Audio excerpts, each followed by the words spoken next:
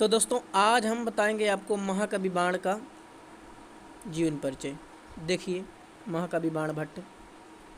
महाकवि बाण भट्ट जो संस्कृत के महान कवि हैं, इनके बारे में हम थोड़ा इनका जीवन परिचय थोड़ा पढ़ लेते हैं। महाकवि बाण भट्ट। देखिए, महाकवि जो बाण भट्ट हैं, ये तो दोस्तों हर बार पूछा जाता है, क्योंकि देखिए इसके अलावा कोई प्रश्न है नहीं, क्योंकि महाकवि बाण भट्ट जिसकी कादम्बरी रचना है और उसी से बहुत ही जो कि पूरी कादम्बरी आपको सुकनासो उपदेश में देखेंगे, उसमें से सुकनास उसका मंत्री है। पूरा संक्षिप्त परिचय जो है इसमें आगे आगे आपको बताया जाएगा। देखिए इनकी रचनाएं जो है हर्षचरित, कादम्बरी, चंडी शतक। तो इसमें आपका जो कादम्बरी भाग है यहाँ पर आपको रखा गया है, जो कि आपको 11 और 12 में यही पूरी चंद्रापीड़ कथा को जो है पूरा पढ़ना है। तो देखिए आज हम देखते हैं महाकवि बाण भट्ट का जीवन परिचय, और फिर एक एक वीडियो में हम चंद्रापीड़ की कथा का जो सार है उसको हम गद्यांश उसको हम पढ़ेंगे।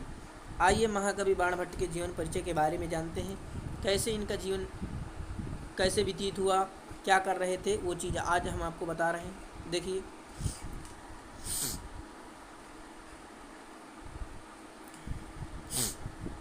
जीवन परिचय। बाण भट्ट संस्कृत साहित्य के सर्वश्रेष्ठ गद्य कवि हैं। उनके समय जीवन परिचय तथा रचनाओं आदि के विषय में किसी प्रकार का संदेह नहीं था। यानी कि जब महाकवि बाण भट्ट का जन्म हुआ तो उनके समय में किसी प्रकार का संदेह नहीं था, किसमें? रचनाओं में और जीवन परिचय पर। ठीक है, इसका कारण था उनके आश्रयदाता हर्षवर्धन का ऐतिहासिक व्यक्तित्व होना। साथ ही उनकी कृतियों में वर्णित घटनाएं तथा अन्य वाह साक्ष्य भी उसे प्रमाणित करते हैं। हर्षचरित के प्रथम उच्छ्वासों और कादम्बरी भूमिका श्लोक 10 व 20 में बाण ने अपनी आत्मकथा और वंश का परिचय दिया। हर्षचरित के प्रथम उच्छ्वास में इन्होंने अपने वंश की पौराणिक उत्पत्ति बताई। इसके वंश प्रवर्तक वत्स सरस्वती के पुत्र शाश्वत के चचेरे भाई थे। बाण के पिता का नाम चित्रभानु तथा माता का नाम राजदेवी। इनके पिता का नाम चित्रभानु तथा माता का नाम राजदेवी। बचपन में ही इनकी माता का देहांत हो गया और पिता ने इनका लालन पालन पोषण किया, या पालन पोषण किया या लालन पालन किया, वो एक बात है। 14 वर्ष की आयु में ही इनके पिता का भी स्वर्गवास हो गया। यानी कि 14 वर्ष के जब ये थे तभी इनके पिता भी गुजर गए। पिता की मृत्यु के बाद शोक संतप्त बाण अपने मित्रों के साथ देशाटन पर निकल पड़े, यानी देश का भ्रमण करने के लिए निकल पड़े, घूमने लगे, यायावरी जीवन व्यतीत करने लगे।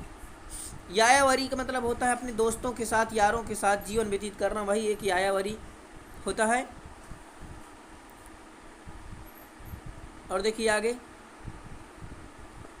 भ्रमण के दौरान यहाँ से बताएं व्यतीत करने लगे। भ्रमण के दौरान बाण राज दरबारों और गुरुकुल, जब ये भ्रमण कर रहे थे तब कहाँ कहाँ पर गए थे? तो राज दरबारों और गुरुकुलों में गए।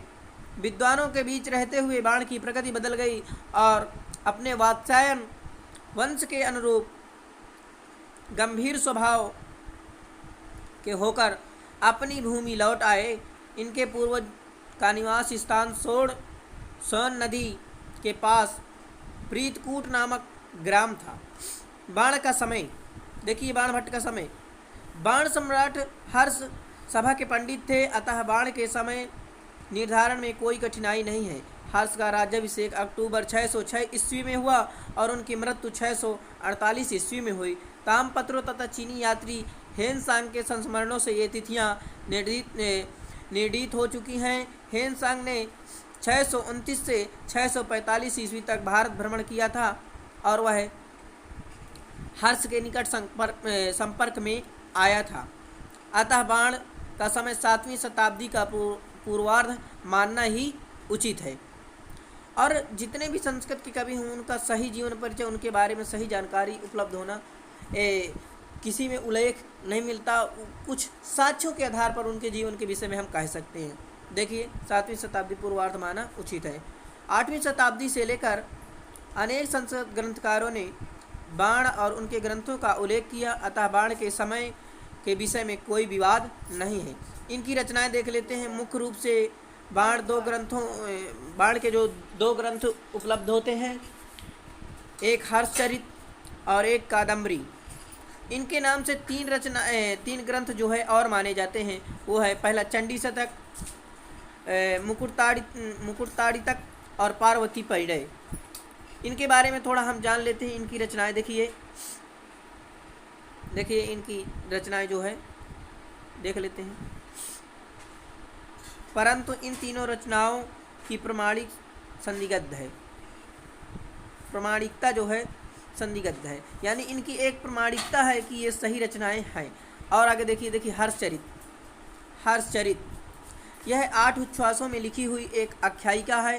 इसके प्रारंभ में स्वयं बाण ने अपने वंश का विशद वर्णन किया।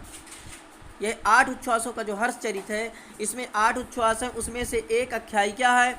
इसके प्रारंभ में बाण ने जब शुरू किया तो वहाँ पर उन्होंने अपने वंश का विशद वर्णन किया और अगले उच्छ्वास में हर्ष की परंपरा से प्रारंभ करते हुए उत्पत्ति और विकास का विस्तृत वर्णन किया।